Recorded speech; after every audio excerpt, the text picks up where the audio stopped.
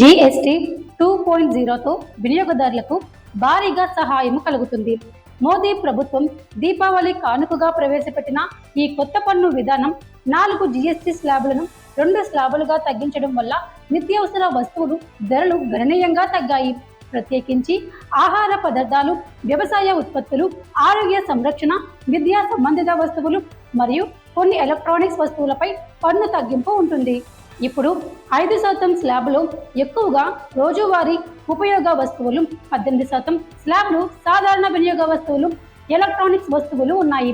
40% స్లాబ్ను విలాసవంతమైన వస్తువులు, పాన్ మసాలా, సిగరెట్లు, లగ్జరీ కార్లు, పెద్ద బైక్లు, క్యాసినో వంటి అంశాలకు ప్రత్యేకంగా విధిస్తున్నారు. పాలు, వెన్న, పన్నీర్, బిస్కెట్లు వంటి ఆహార పదార్థాలు, షాంపూ, హెయిర్ ఆయిల్, టూత్పేస్ట్ వంటి నిత్యావసర వస్తువులు 18% నుండి 5%కి తగ్గాయి. అలాగే వాషింగ్ మిషన్, టీవీ వంటివి, వ్యవసాయ ఉత్పత్తులు, మందులు, విద్యా వస్తువులు, చిన్న కార్లు, పాదరక్షకులు, బట్టలు, టూ వీలర్లు ధరలు కూడా తగ్గాయి. విలాసవంతమైన వస్తువులపై పన్ను పెరిగి 40%కి చేరగా పాన్ మసాలా, సిగరెట్లు వంటి పాపపు వస్తువులు పన్ను కూడా పెరిగింది. ఈ జీఎస్టీ రిఫార్మ్ వల్ల ఆటోమొబైల్ రంగంలో కూడా ధరలు కింద పడడం ప్రారంభమయ్యాయి.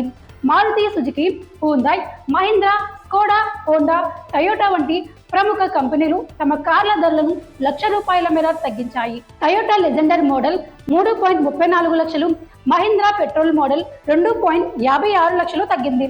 టాటా, హ్యుందాయ్, మారుతి కూడా ఇంజన్ రకం ఆధారంగా 2.40 లక్షల వరకు తగ్గింపులు ప్రకటించారు. కేంద్ర ఆర్థిక మంత్రి నిర్మలా సీతారామన్ ఈ సంస్కరణల వల్ల 2 లక్షల కోట్ల ఆదాయం వస్తుందని తెలిపారు.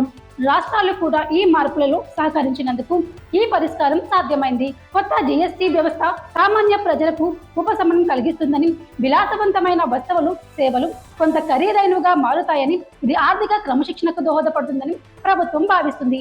ఈ జీఎస్టీ మార్పులతో సామాన్య ప్రజలు నిత్యావసర వస్తువులపై ప్రయోజనాన్ని పొందుతారు.